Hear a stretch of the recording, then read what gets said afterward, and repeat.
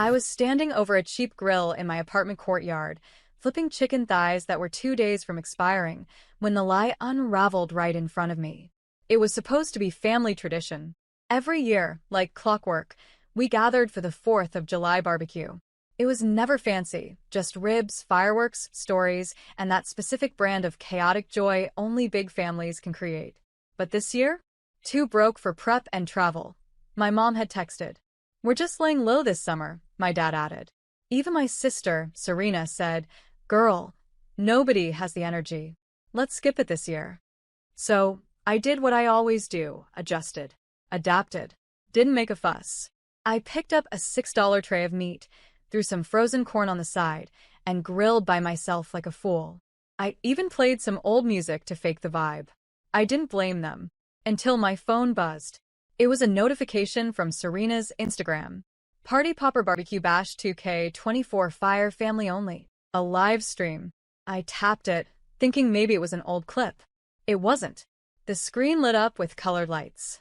A DJ booth in my parents' backyard. Long tables decorated with red and white checkered cloths. Kids with sparklers. Wine glasses clinking. Laughter so loud I could feel it in my chest. Everyone was there. Cousins. Aunt Maya. Uncle Terrence, the same uncle I once cut ties with because he disrespected my family and I chose them over him. And there he was, getting a plate of ribs from my mother. But me? Nowhere. No invite. No call. Not even a pity text. I stood there frozen, spatula in hand. While the screen zoomed in on Serena doing a TikTok dance beside the grill, I helped my dad build with my tax refund 2 summers ago. My chest tightened, but I said nothing. Not when they set off the fireworks. Not when Serena panned to the camera and screamed, "Best night ever with my favorite people." Not even when someone in the comments asked, "Where's Danielle?" and she ignored it like the question never happened. I turned the grill off, let the food get cold. I sat on the ground beside my tiny balcony and stared at that screen until the battery died. And for once, I didn't cry. Because this wasn't just a forgotten invite. This was a decision. They hadn't forgotten me. They had excluded me. My name is Danielle. And from wherever you're watching this, stay with me. Because if you've ever been the family's emotional ATM, the dependable daughter, the one who holds the rope while everyone climbs out, only to be left behind when the party starts, then you already know the burn I felt that night wasn't from the grill. It was betrayal. And it was about to light a fire in me they couldn't put out. They say family is forever. But in my case, it felt more like a subscription service, one that got canceled every time the perks ran out. I was the middle child, not the golden oldest. Not the adorable baby. Just Danielle. I wasn't the one my mom posted about on Facebook. That was Serena, prom queen, pageant winner, professional social butterfly. I wasn't the one Dad bragged about to his coworkers. That was Marcus, football scholarship, man of the house type. Me? I was the girl who kept receipts, who memorized bank statements, who didn't ask for much and somehow still asked for too much.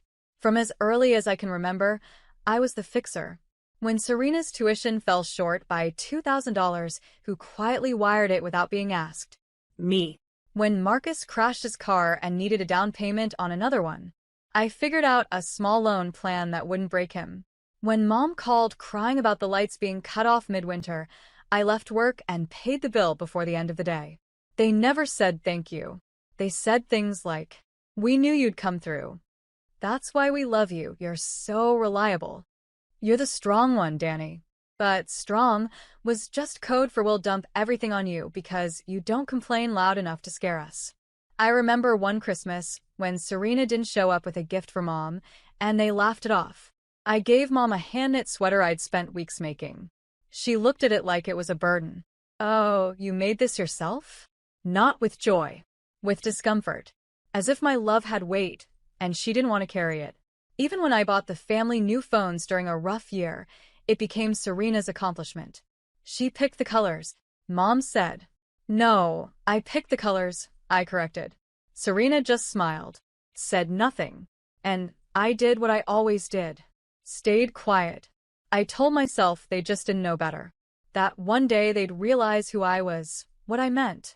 I kept giving, thinking love was earned through sacrifice. But love, real love, doesn't make you beg for crumbs at a table you helped build. And that barbecue? That was the final proof. They didn't forget me. They didn't miscommunicate. They sat down and chose to plan joy without me. But they still had the audacity to expect me to fund their grief when the lights dimmed again. They still believed I was on standby, the family's personal emergency fund with no face, no feelings, just Venmo and forgiveness. And the sickest part? I used to accept it. I wore that pain like armor, but not anymore. Because that night, staring at their smiles through a screen, I finally understood. They didn't need me emotionally. They only needed my credit card. And that means I'm not their daughter. I'm their bank. But even banks close accounts. I didn't sleep that night. I lay on my back in bed, my room lit only by the glow of my phone screen. The live stream was over, but Serena had posted clips, reels, stories, even a carousel of group shots titled, "Just Family Things, Two Hearts." I watched every second of it like a crime scene. There was Mom, laughing with her favorite cousin while holding a glass of sangria, the one she told me she didn't have money to make this year. There was Dad on the grill, flipping steaks and dancing to old-school R&B, the same man who said, "It wouldn't be right to celebrate when we're behind on bills." There were even coordinated shirts. Cole Family Barbecue 2024. Custom. Printed. Planned. That takes time, effort, intent. You don't accidentally print shirts for a party you're too broke to throw. And that's what gutted me. It wasn't just the party.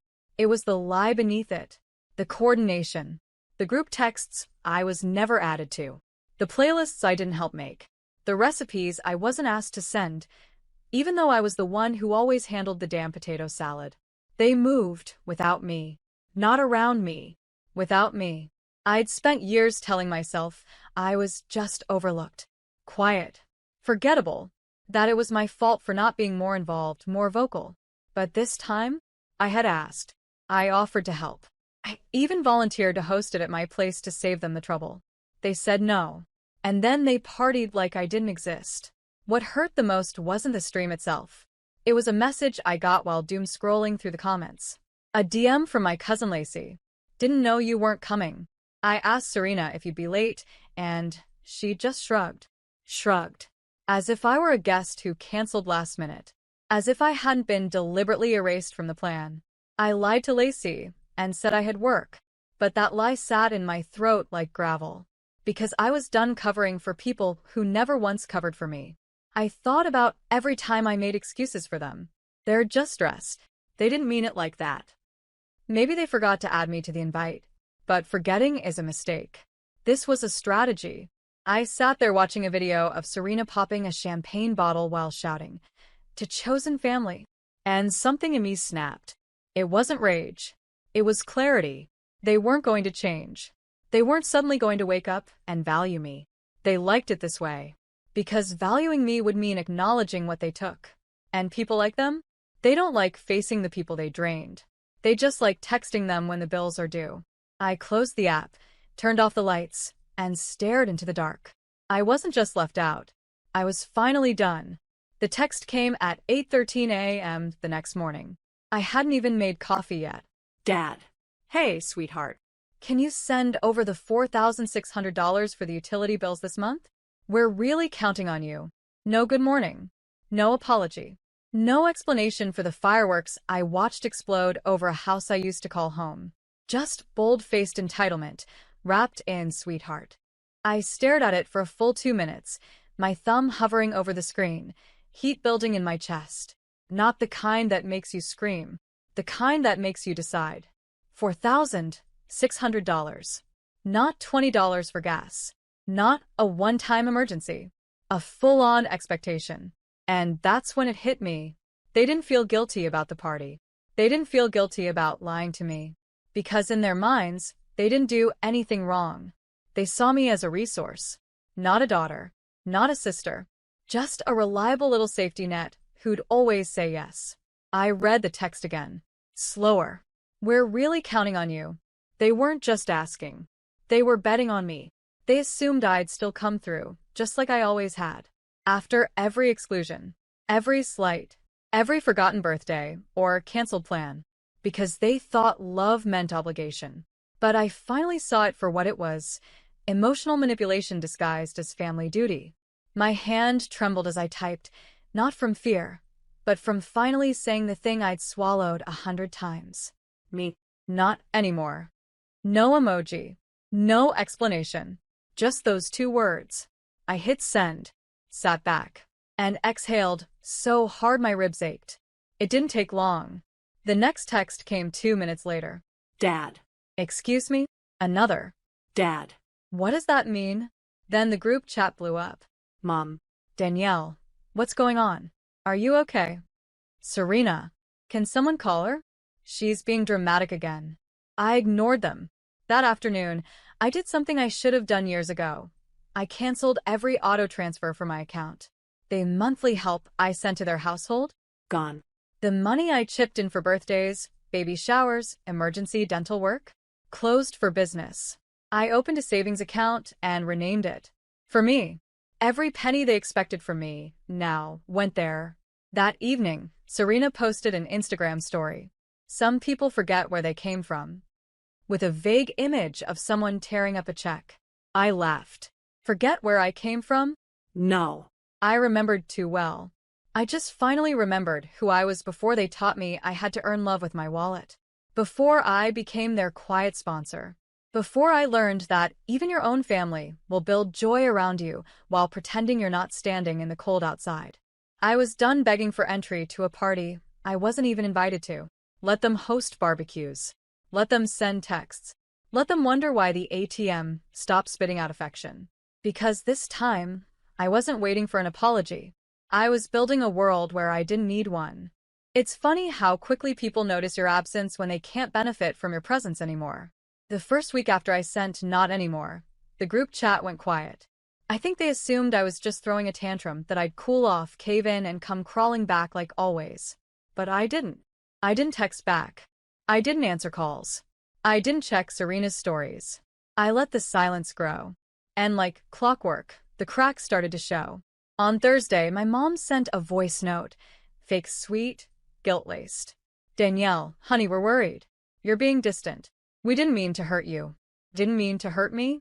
They meant to exclude me. That part wasn't accidental. Then Dad followed up with his signature passive-aggressive line.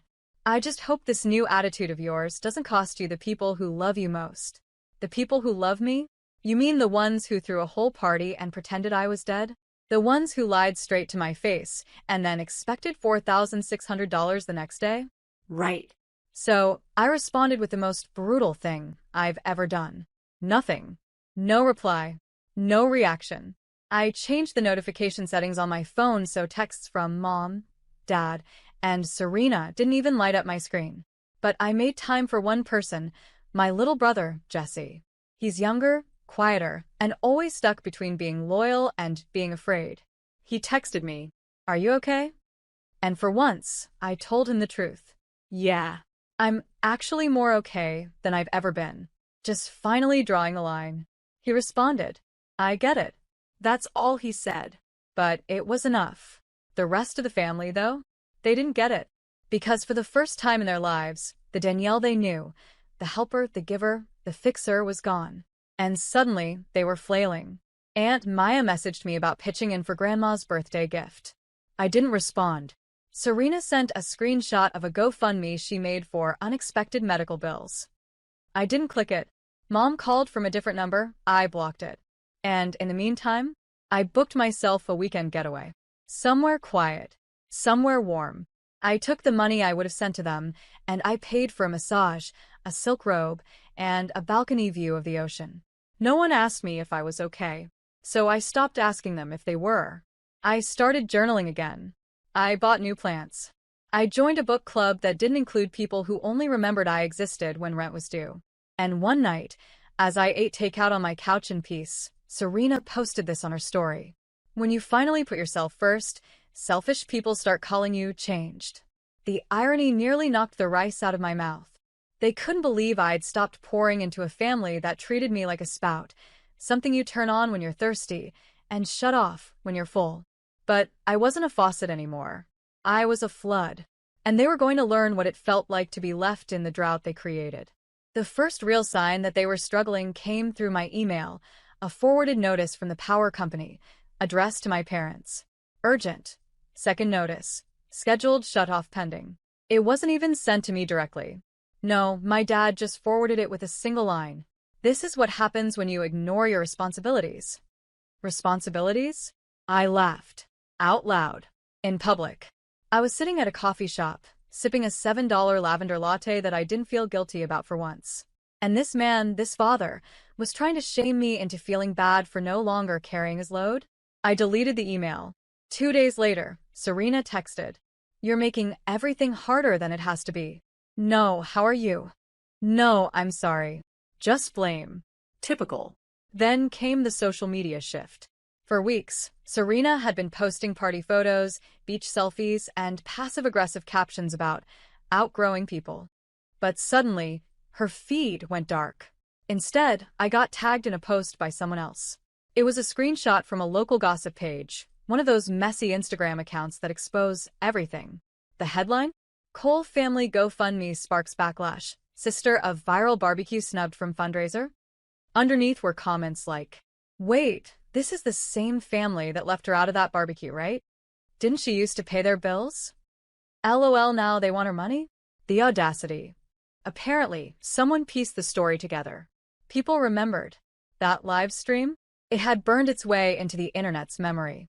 And now, the same people who cheered their party were dragging them for begging. Their GoFundMe raised $92. The goal was $10,000. Meanwhile, my inbox was filling with requests for interviews. People wanted to hear my side. Podcasts. Local news.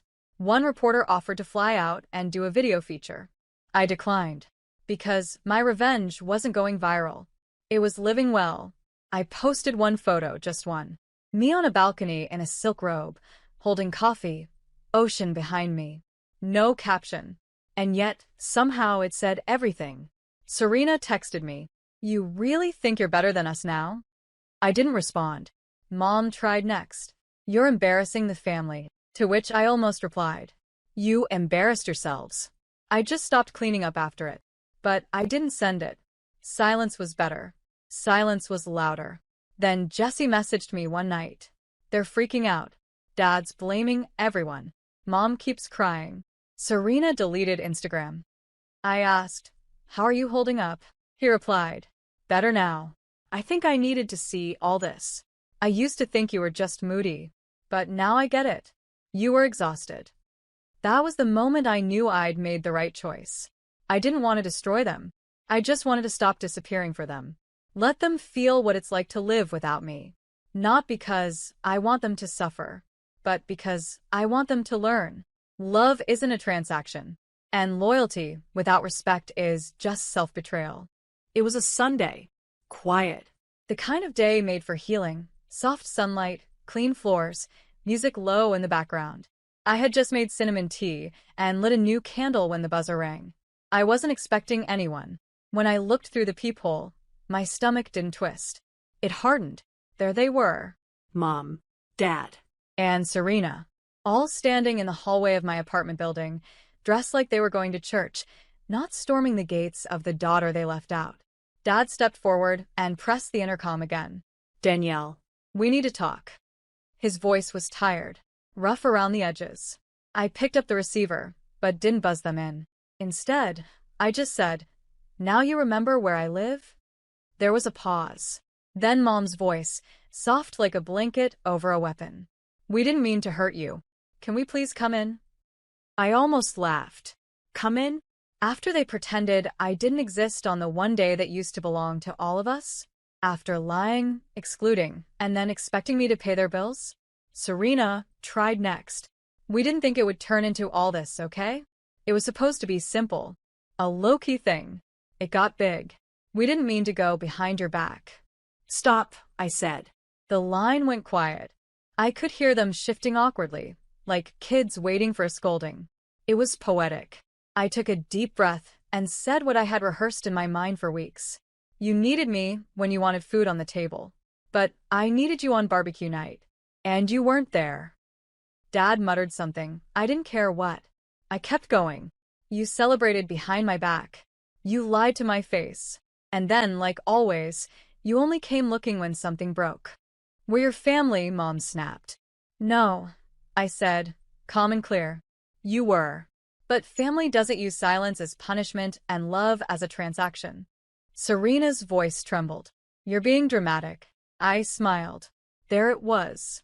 The old poison in a new bottle. No, Serena. This is called a boundary. You're just not used to seeing me with one. Dad knocked again. Danielle, come on. Let us in. And I said the most liberating words I've ever spoken. No. Just that. No screaming. No crying. No open arms. No more justifying my pain to people who refuse to feel it. I hung up the receiver and walked away. They stayed out there for another minute, maybe 5. But eventually, I heard their footsteps retreat. Slow. Heavy. I didn't look through the peephole again. I didn't need to. I already knew how they looked when they left. For the first time in my life, I wasn't standing at the door, hoping they'd return. I was standing behind the door, relieved that they were finally on the other side of it. And for the first time ever, that door was closed for me. It's strange how quiet life becomes when you stop bleeding for people who never brought you bandages. Weeks passed after they showed up at my door. No more calls. No more guilt texts. No more GoFundMe links. The silence didn't scare me anymore. It healed me. I filled that quiet with things that made me feel alive. I started taking yoga on Wednesdays. Started writing again. Not in a journal hidden from shame, but in a blog where strangers left kind comments. I laughed out loud at movies, not worried about someone needing a Cash App link mid-punchline. I bought art. Booked a solo trip to Lisbon. I spent the $4,600 they asked for on me, on things that made me feel. And for once, I didn't feel guilty about it. I didn't check their social media. I didn't block them out of spite. I just moved them to a part of my life that didn't get front row seats anymore. That's the thing they don't tell you about healing. Sometimes it's not about revenge. Sometimes it's just about finally spending your life on yourself. One Saturday, I volunteered at a local food drive in the neighborhood where I grew up. It used to be something our family did together. But this time, I went alone, and I brought more than just donations. I brought experience. I created a small fund for single women struggling with toxic families. Quiet grants. No red tape. Just support. I called it the Forgiven Line. Not because I forgave them, but because I forgave myself for staying too long. And as I handed a grocery bag to a woman with tired eyes, she smiled and whispered, "It means a lot when someone shows up. Thank you." That's when it hit me. I had spent so many years showing up for people who only opened the door when they wanted something. Now I was showing up for people who were grateful I knocked. That night, I sat in my living room, candles lit, feet up, scrolling through photos of Lisbon apartments, just dreaming. And a text came in. Not from Mom. Not from Dad. Not from Serena. From Jesse. "I'm proud of you, Danny. You made it out." And I cried. Because I had. I had made it out of the trap of being the reliable one. Out of the house where love came with terms and loyalty had expiration dates. Out of the lie that said, to be good, you must give until there's nothing left. Not anymore. Now I gave with full hands and a full heart to people who never asked for more than I could give. People who saw me, not just my wallet. And the final message I ever sent to my parents came weeks later, after a brief letter arrived asking if we could have a mature conversation and put the past behind us. I replied, "The past made me strong. The present makes me free. I don't hate you. I'm just not coming back." That was it. No drama. No revenge fantasy. Just peace. Priceless, untouchable peace. They taught me how to give everything until I finally gave to myself. Not because I stopped loving them, but because I started loving me.